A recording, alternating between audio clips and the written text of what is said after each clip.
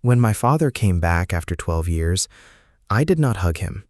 I threw an old photo at his chest and said, "You left us." He looked at the photo, then whispered, "No, son, I went to prison for you." My whole body went cold because the man I hated most had just said the one sentence I was not ready to hear. But to understand why I called him a coward for half my life, I must go back to the night he disappeared. My name is Ethan Miller. I was 9 years old when my father, Thomas, walked out of our house and never came back. At least, that was what I believed. My mother never explained much. She only said, "Your father made a choice." So I grew up with one hard story in my heart. My father had abandoned us when we needed him most. But one small memory never fit that story. The last night I saw him, I was crying in the kitchen. There was smoke on my shirt and a red mark on my hand. My father knelt in front of me and held my face. "Listen to me," he said. "Whatever happens, you must keep living." I did not understand. Then he opened the back door and told me to go upstairs. The next morning, he was gone. For years, I hated every sound that reminded me of him. His old boots near the door, his coffee cup in the cabinet, his jacket in the closet. My mother kept them all, but I wanted them gone. "Why do you keep his things?" I asked her once.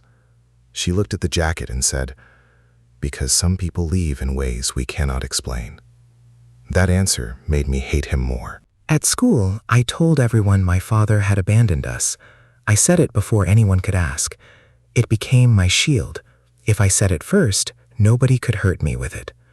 But every Father's Day, I felt small again. Other boys made cards. I made nothing. I told myself I did not care. But deep inside, I waited for one letter that never came. When I turned 16, anger became my voice. I broke rules, I stayed out late, I fought with anyone who said the word father. One evening, I found an old envelope hidden behind a drawer. It had my name on it, written in my father's handwriting. My hands shook as I opened it. Inside, there was only one line: "Please forgive me before you know the truth." I showed the letter to my mother, but she turned pale and took it from my hand. "Where did you find this?" she asked. I shouted, "Why is he asking forgiveness? He left us." She pressed the paper to her chest and said, "Ethan, some truths are heavy." I hated that sentence. To me, truth was simple. He was gone, and I was the child he left behind. Years passed. I became a man with a good job, a small apartment, and a heart that still closed whenever someone mentioned family. I told people my father was dead. It was easier than saying he had chosen a life without me. Then, on my 21st birthday, I received a brown envelope. There was no return address. Inside was a prison release notice with my father's name on it. I read it again and again. Prison. Release. Thomas Miller. My father had not been traveling. He had not been starting a new family. He had been behind walls for 12 years. But the paper did not make me softer. It made me angrier. If he was in prison, then maybe he was worse than I had imagined. Still, one question would not leave me. Why had nobody told me? 2 days later, he stood outside my apartment building. He looked older than any man I remembered. His hair was gray, his shoulders were thin, but his eyes were the same. I wanted to walk away. Instead, I said, "Did you come to explain why you destroyed our lives?" He did not defend himself. He only said, "I came because you are old enough to hate me with the truth." We sat across from each other in my kitchen. For a long minute, he touched nothing. Then he said, "There was a fire that night." I remembered smoke. I remembered my burned hand. I remembered fear. He continued, "You were a child. You were scared. You made one mistake. But people would not have seen a child. They would have seen a danger. My mouth went dry. I stood up so fast, the chair hit the wall. "Are you saying I did something?" I asked. My father's eyes filled with tears. "I am saying you were 9. You were playing with matches near the old shed. You did not understand. When the fire spread, you ran to me."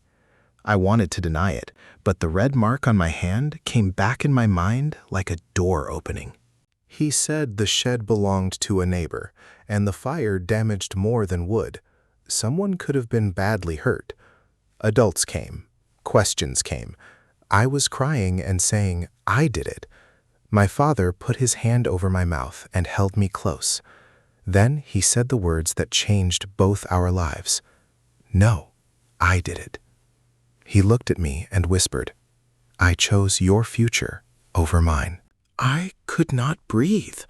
All the years I had called him selfish came back like stones in my chest. "Why did you not tell me?"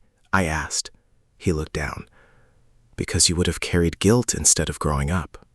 I wanted you to become a man before you carried the truth." I shouted, "You let me hate you!" He nodded slowly. "Yes, hate was lighter for you than shame." Then he pulled a small notebook from his coat. "I wrote to you every year," he said, "but I never sent the letters." Inside were pages with my name, my age, and words I had never heard. He wrote about my birthdays. He wrote about missing my voice. He wrote, "Today my son is 13. I hope he laughs more than he cries." I covered my face because my anger was breaking. I asked him why he came back now. He said, "Because I am tired, Ethan. Not tired of life, tired of being a ghost in yours." That sentence hurt more than the truth. I looked at the man in front of me. He was not the monster from my childhood. He was a father who had lost 12 years, his name, and his son's love. And he had done it quietly. I did not forgive him in one moment. Real forgiveness is not a door. It is a long road. But that night, I made tea for him. His hands shook when he held the cup. Mine did too. We sat together without speaking. For the first time, silence did not feel empty. It felt like a beginning. Before he left, I said, "Come back tomorrow." He closed his eyes and nodded. After that, we met every week. Sometimes we talked. Sometimes we walked. Sometimes I asked painful questions, and sometimes he answered with tears. I stopped telling people my father abandoned us. I started saying, my father paid a price I did not understand. The truth did not erase the pain, but it gave the pain a different name. It was no longer rejection. It was sacrifice. One afternoon, I took out the old photo I had thrown at him. In it, he was young, strong, and smiling while carrying me on his shoulders. I placed it on my table. When he saw it, he touched the frame gently. "I thought you burned every memory of me," he said. I shook my head. "No, I only buried them because they hurt." Then I gave him the photo back. My father lost 12 years to protect me from one terrible childhood mistake. I lost 12 years hating him because I did not know the truth. We could not return to the past, but we could stop letting the past steal the rest of our lives. Sometimes love does not look like staying. Sometimes love looks like carrying pain alone, so someone else can keep walking.